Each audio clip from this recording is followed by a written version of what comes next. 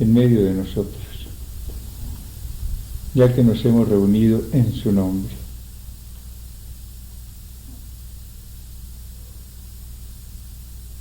Concédenos, Señor Jesús, la gracia de creer verdaderamente en tu doctrina, de no contentarnos con saberla. Tú nos has dicho que estarás en medio de aquellos que se reúnan en tu nombre. Que no nos contentemos, Señor, con admitir esta verdad, que la experimentemos, que tu presencia, Señor, en medio de nosotros en este retiro sea sentida, gustada, admirada por todos nosotros.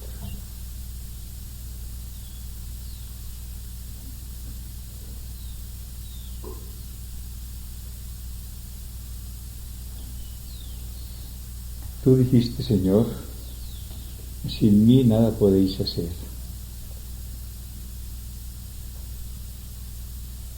Haz, Señor, que no solamente sepamos y admitamos esta verdad, sino que cada día nos convenzamos más de su realidad. Sin ti nada podemos hacer.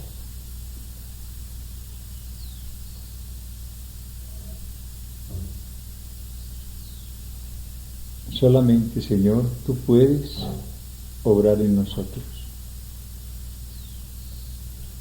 Por muy buenas intenciones que tengamos, por muchos que sean los deseos que tengamos de servirte, de conocerte, de amarte, nada podremos si tú no obras en nosotros. Sin ti, Señor, lejos de ti, fuera de ti, nada podemos.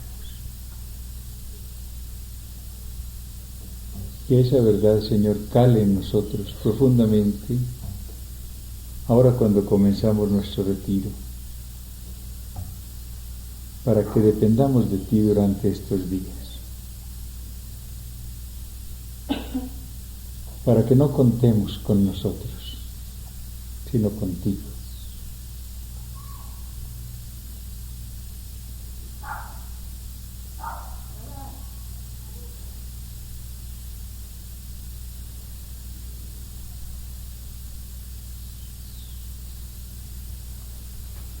Convencido, Señor, de nuestra pobreza, te pedimos, con una gran confianza en tu amor, que nos envíes desde esta mañana, desde este momento, tu luz y tu verdad.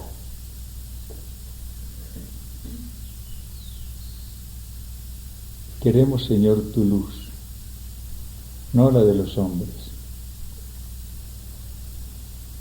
no la nuestra. Queremos, Señor, tu verdad, no nuestras pequeñas verdades.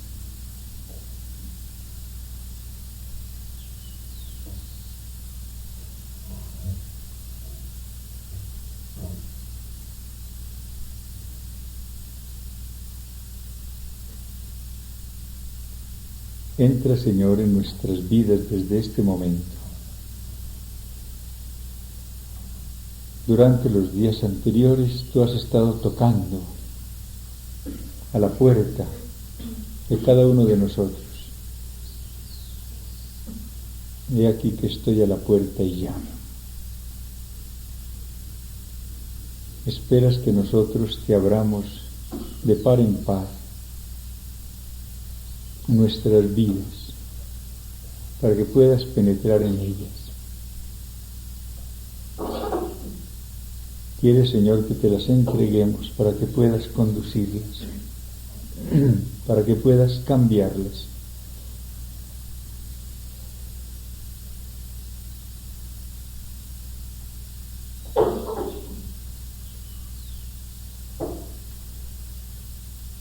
Todo esto, Señor, te lo pedimos en estos días de Navidad, cuando te sentimos en la liturgia más cerca de nosotros, como el Emmanuel, el Dios con nosotros.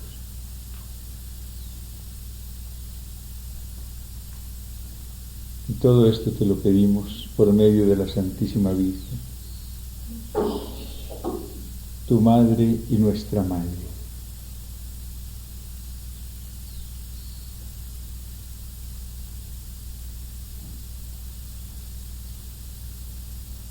Dios te salve María, llena eres de gracia, el Señor es contigo, bendita tú eres entre las mujeres, y bendito es el fruto de tu vientre, Jesús. Santa María, Madre de Dios, ruega por nosotros pecadores, ahora y en la hora de nuestra muerte. Amén.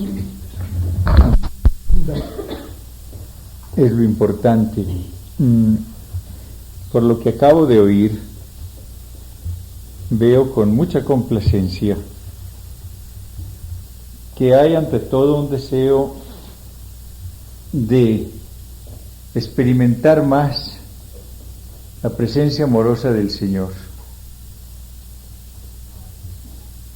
que hay un anhelo,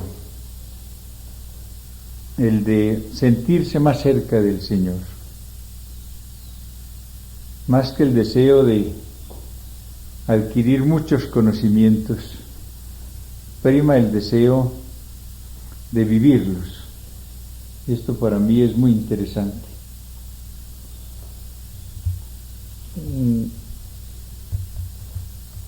Ustedes no han venido a hacer un curso, a adquirir una serie de conocimientos sobre X tema. Han venido a tener un encuentro con el Señor. Yo creo que el nombre que se debe dar a los ejercicios espirituales debe ser ese, el del auténtico encuentro con el Señor. Un encuentro más profundo, ganar en profundidad, para que después la vida, el ministerio, el trabajo apostólico, pues sea un dar al Señor con quien se vive y no vaya a convertirse en un alejamiento del Señor. Sería esa una verdadera tragedia.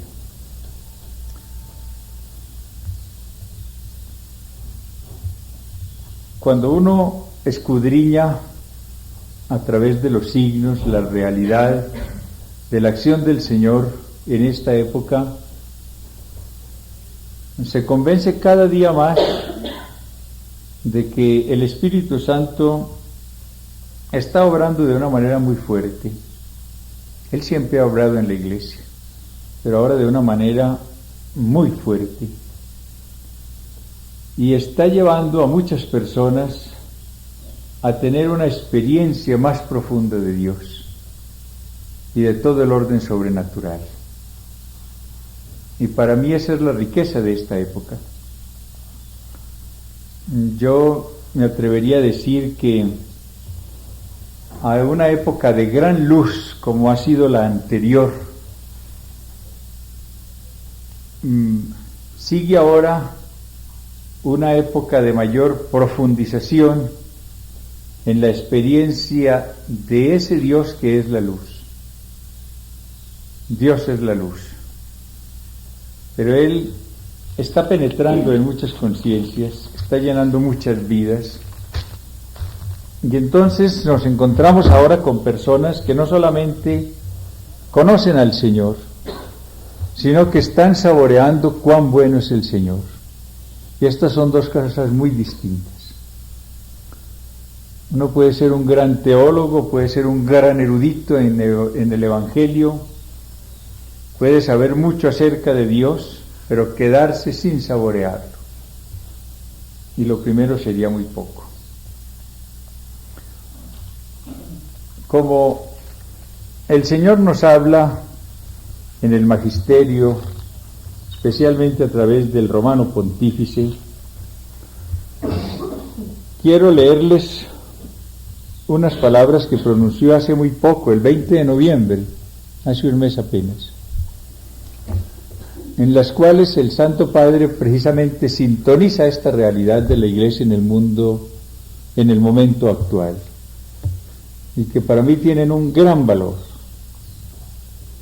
porque vienen del Santo Padre y porque Él quiere que nosotros captemos esta realidad. Dice esto: pero hoy en el campo religioso se prefiere la experiencia al razonamiento. Hoy en el campo religioso se prefiere la experiencia al razonamiento. El espiritualismo carismático es preferido al dogmatismo racional. El espiritualismo carismático es preferido al dogmatismo racional. Y no seremos nos los que desvaloricemos este posible y admirable camino de recuperación de la verdad religiosa, con tal de que este camino sea auténtico.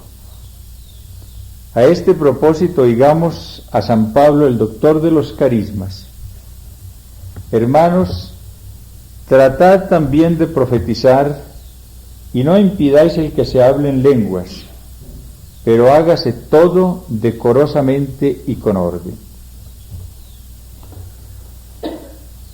¿Cuál es entonces, según el Santo Padre, el medio que el Señor nos presenta en este momento para recuperar la verdad religiosa? No es el razonamiento, no es la gran exposición científica, es el espiritualismo carismático.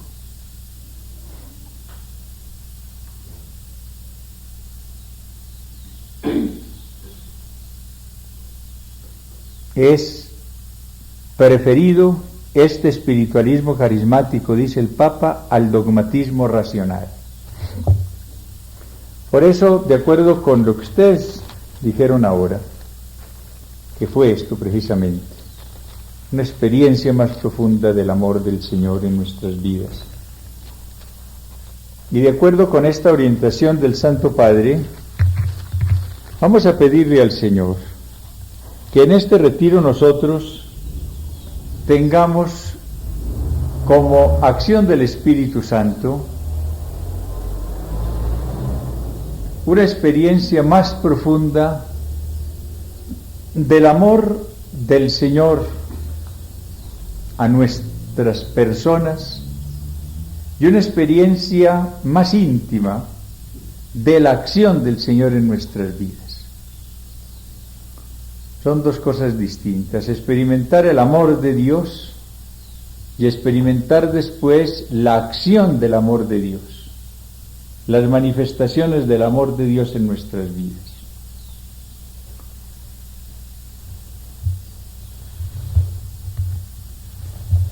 Si el Señor no dispone otra cosa, porque uno no sabe qué quiera Él, centraríamos nuestro encuentro con el Señor, llamémoslo así de nuevo, en tres aspectos.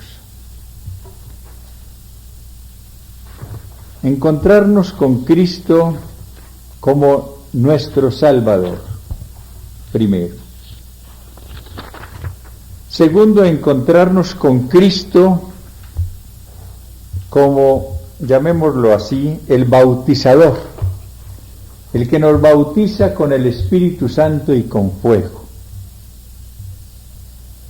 Y tercero, encontrarnos con Cristo, el sanador, el que nos sana en todo orden, espiritual y corporalmente, interior y exteriormente.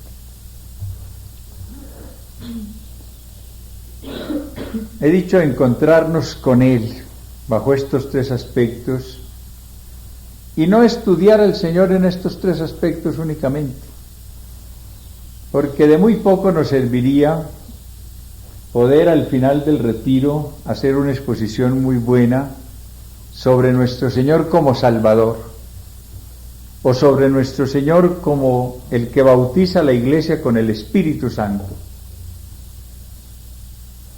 Y después, de poco nos serviría saber todo lo que Él hizo en el campo de la sanación cuando estuvo entre nosotros predicando su Evangelio, si no experimentásemos esa triple acción del Señor en nuestras vidas.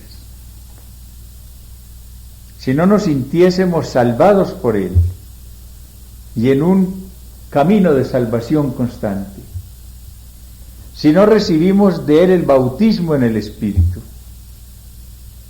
y si no somos sanados por Él en este retiro. Hay una gran diferencia entre las dos cosas.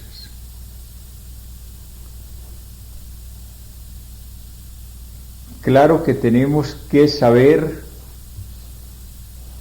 recibir la doctrina, recibir el mensaje, pero por Dios que no se vaya a quedar en otra nueva adquisición de conocimientos, sino que estas realidades del Señor se produzcan en nosotros. Que partir de este hecho, Jesucristo es, dice San Pablo, el mismo ayer, hoy y por los siglos. Y San Juan en el capítulo 1 del Apocalipsis pone en labios del Señor estas palabras: yo soy el principio y el fin, el alfa y la omega. Oigan bien, el que es, el que era y el que ha de venir,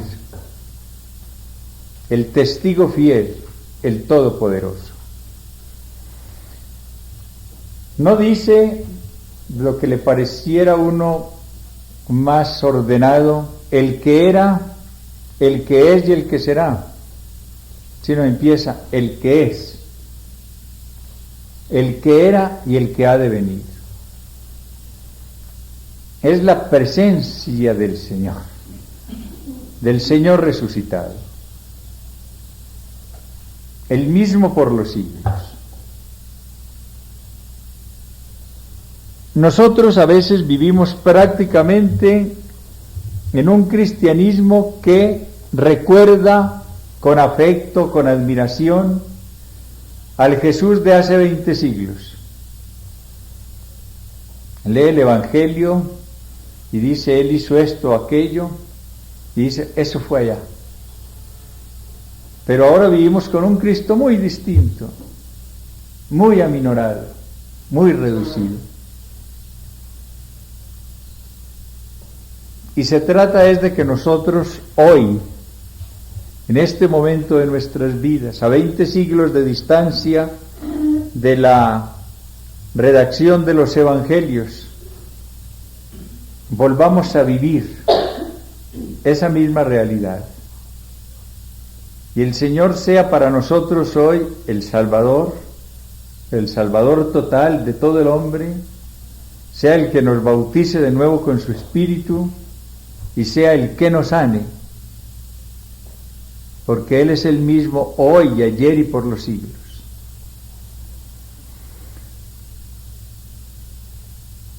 Depende de la posición que tengamos nosotros frente a Él, la acción que Él ejerza en nuestras vidas. Si yo, a pesar de mi fe en el Señor, a pesar de ser cristiano, a pesar de inclusive amarlo mucho, parto de la base de que determinadas acciones del Señor fueron para otra época y no para hoy, y me acerco a Él entonces con una vasija muy chiquita, a pedirle que únicamente me salve en el momento de la muerte, que es lo que piensan muchos del Señor, el que me va a salvar en el momento de la muerte y no más. Pues Él se va a contentar con eso. Que se haga conforme a vuestra fe, dijo el Señor. Si mi fe se reduce a muy poco en el Señor, Él me hará muy poco. Pero si tengo una fe muy grande en la acción del Señor, esa acción del Señor será muy grande en mi vida.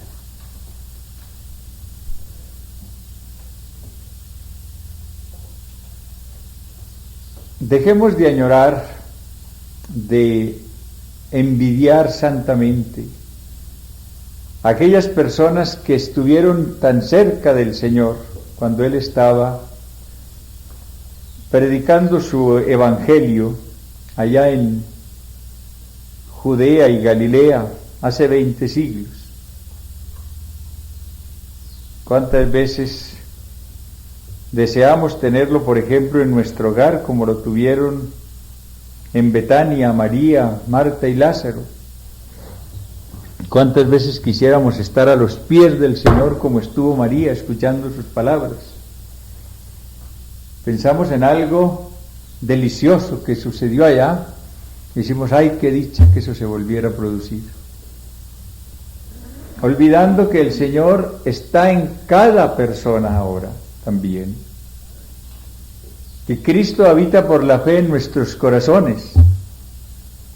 Y que no tenemos que ir a Betania, ni podemos limitarnos a disfrutar de la presencia del Señor determinados días, cuando Él esté en una especie de reposo, sino en una comunión, la más íntima con Él. Ayer precisamente leíamos en la palabra de Dios esas maravillosas palabras de San Juan en el comienzo de su epístola, de su primera epístola, que nuestra comunión sea con el Padre y con Jesucristo. Nuestra comunión. El plan del Señor es ese, que nosotros formemos una comunidad de amor con Él, con el Padre y con Cristo. ¿Y quién es el autor de esa comunidad?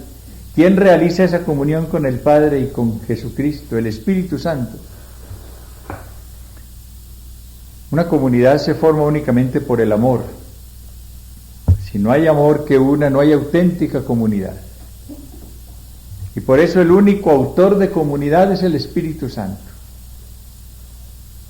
Y la comunidad tiene que empezar primero con el Padre y con Cristo, como obra del Espíritu Santo, para que después aquellas personas que tienen esa comunidad con el Padre y con Jesucristo formen comunidad fraternal. Si no se sigue ese camino, no veremos sino fracasos, buenas intenciones y magníficos propósitos, pero seguidos de fracasos. Nunca se ha hablado tanto de comunidad como en esta época. Eso es por aquí, por allá, y se van inventando métodos y se sugieren distintas posibilidades y métodos. Pueden ayudar, pero no reemplazar al único camino para llegar a una comunidad con el Padre y con Cristo, el Espíritu Santo, y para poder llegar después a una comunidad fraternal. La única comunidad verdadera es la comunidad de amor, y esa no la hace sino el Espíritu Santo.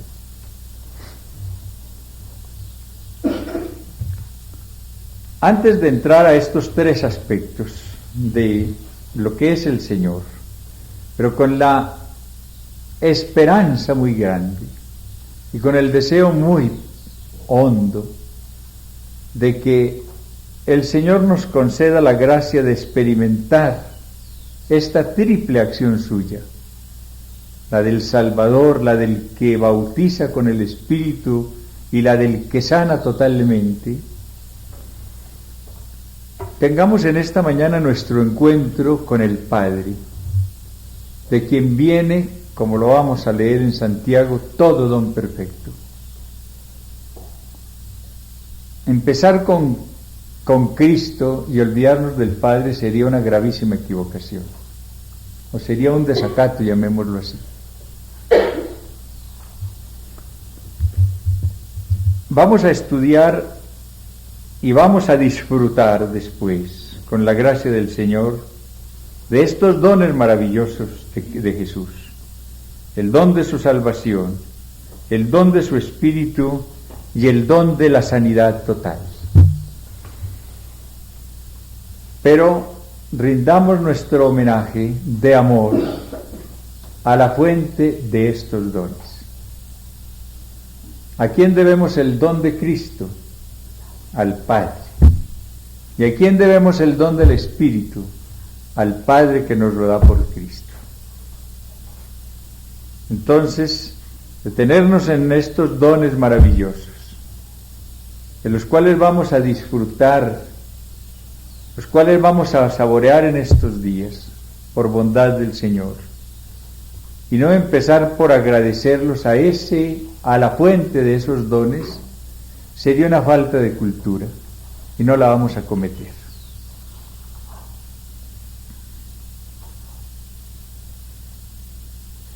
Santiago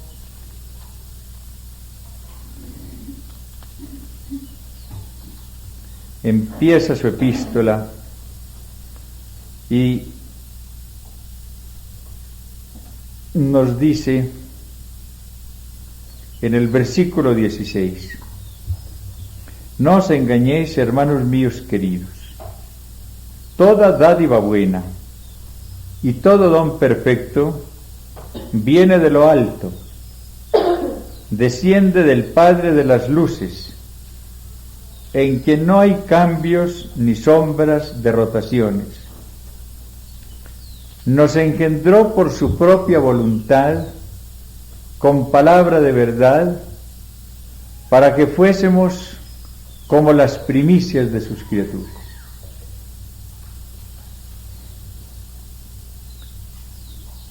La mayor alegría que pueda tener un cristiano es la de saborear la paternidad de Dios. Ahora volveremos a esta idea en el capítulo 8 de la Epístola a los Romanos. Él nos ha engendrado por su propia voluntad. Nos engendró por su propia voluntad, no porque nosotros lo mereciésemos. Y nos engendró con la palabra de verdad, con Cristo. A cuantos le recibieron, les dio el poder de llegar a ser hijos de Dios. Las dos grandes manifestaciones del amor del Padre son, en primer lugar, el don de Cristo. Así amó Dios al mundo hasta darle a su unigénito.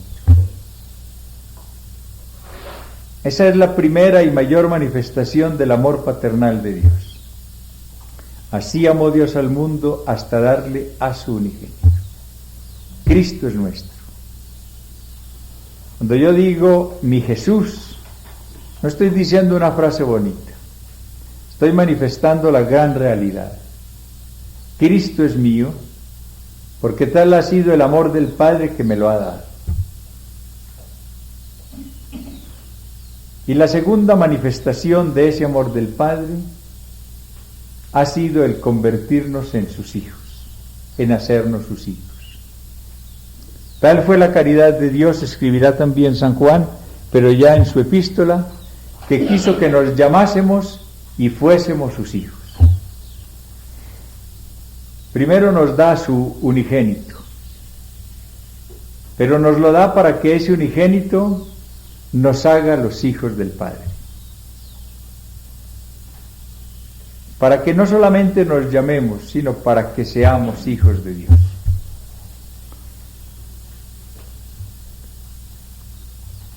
Uno no puede hablar de madurez cristiana, óiganlo bien, mientras no haya llegado a saborear la paternidad de Dios. Y aquí encuentra uno mucha falla en la madurez de muchos cristianos. Hay un llegar a Cristo, hay un empezar a descubrir algo, la acción del Espíritu Santo, pero no todos llegan a saborear la paternidad de Dios.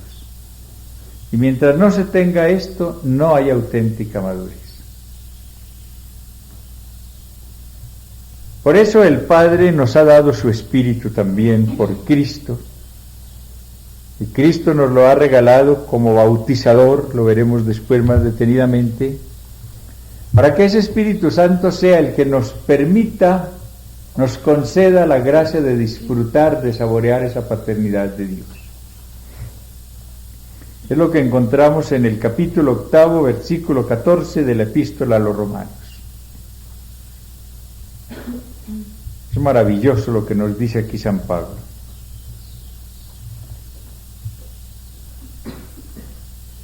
En efecto, todos los que son guiados por el Espíritu de Dios son hijos de Dios.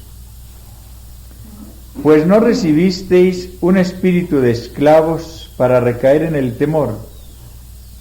Antes bien, recibisteis un espíritu de hijos adoptivos que nos hace exclamar: Abba, Padre. El Espíritu mismo se une a nuestro espíritu para dar testimonio de que somos hijos de Dios. Y si hijos, también herederos. Herederos de Dios y coherederos de Cristo, ya que sufrimos con Él para ser también con Él glorificados.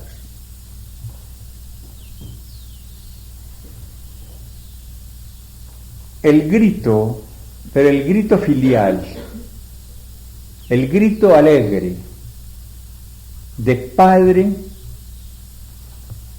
no lo puede dar sino el Espíritu en nosotros. En Él gritamos: Abba, Padre.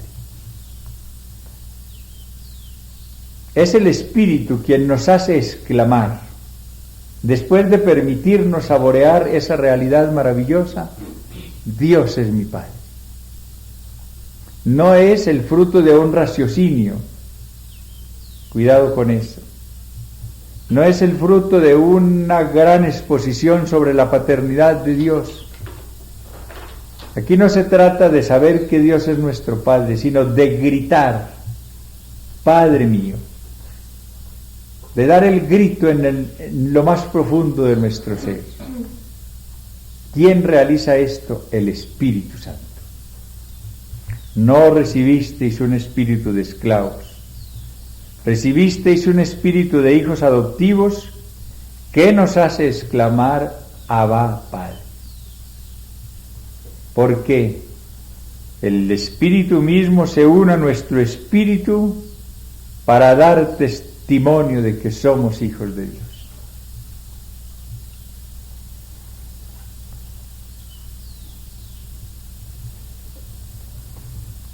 En esta realidad de ese testimonio del Espíritu en nosotros hay que profundizar mucho. Estamos apenas en una penumbra. Es todo el mundo de la contemplación infusa, en donde el Espíritu, sin palabras, sino con su presencia, con su manifestación inefable, nos permite saborear de una manera inefable que no se puede manifestar la paternidad de Dios. Solamente podemos limitarnos a decir, pero con un grito de amor: Padre, pero no pasamos de allí. Y está también todo el mundo de la oración en lenguas, ese término que asusta a tantos, que es precisamente otro de los medios que tiene el Espíritu Santo para alabar al Padre en nosotros, no con un lenguaje nuestro, sino con el suyo, porque orar en lenguas es eso, no orar con palabras propias, sino con las palabras que el Espíritu pone en nosotros y que no entendemos, y que están acompañadas de una experiencia de Dios. Esa persona que está orando en lenguas no sabe lo que está diciendo, pero sí está saboreando esa presencia del Espíritu y de la paternidad de Dios. Y por eso se cumple lo que dice San Pablo, que el que ora en lenguas se edifica a sí mismo.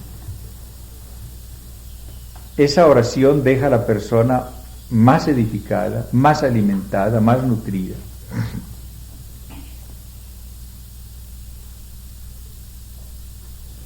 ¿Cuál es nuestra posición frente a la paternidad de Dios? Preguntémonos en esta mañana.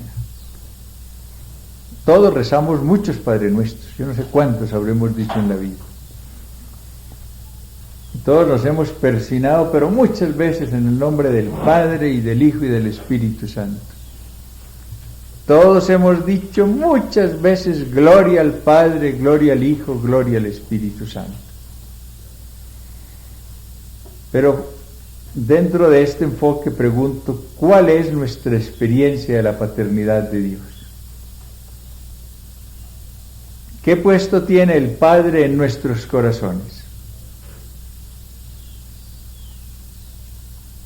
¿Qué es Él para nosotros en la vida concreta? ¿Es una idea o es una vida? ¿Es un concepto o es una realidad íntima?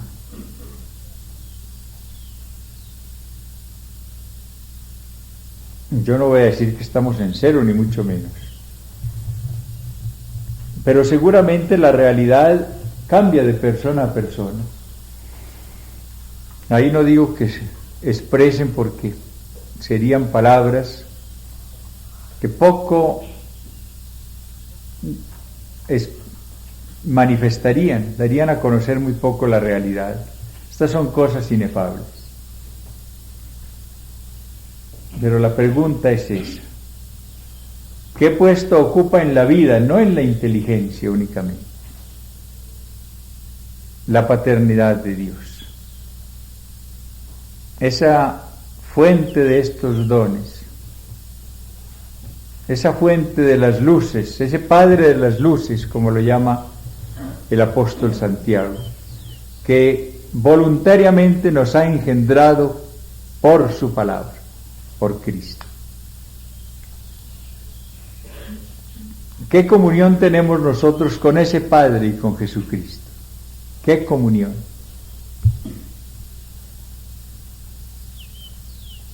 Formamos una auténtica comunidad con Él. O es una persona a quien recordamos de cuando en vez, a quien acudimos de cuando en vez, pero que está sobre nosotros, al lado de nosotros, pero no como miembro de una comunidad. O sí formamos la comunidad con Él.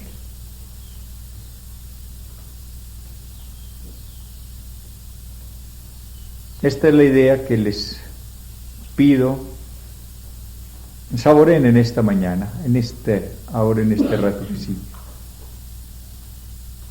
Decía muy bien una de ustedes que, o dos tal vez, que guardar un gran silencio exterior para poder escuchar este mensaje del Señor. Yo les voy a pedir mucho eso. Aquí tienen mucho donde moverse, tenemos un día maravilloso. Van ustedes a aprovechar muy bien estos raticos. No vayan a dejar que la mente, la imaginación, la memoria se desparramen por distintos campos, no. Tengan el encuentro con el Padre. Pero recordemos lo del principio, sin el Señor nada podemos hacer. Tienen que pedirle con un gran fervor que les dé su espíritu, para que ese espíritu de adopción les permita saborear, descubrir la paternidad de Dios y exclamar Abba Padre. Pedirle a ese Espíritu Santo que dé testimonio a nuestro espíritu de que somos hijos de Dios.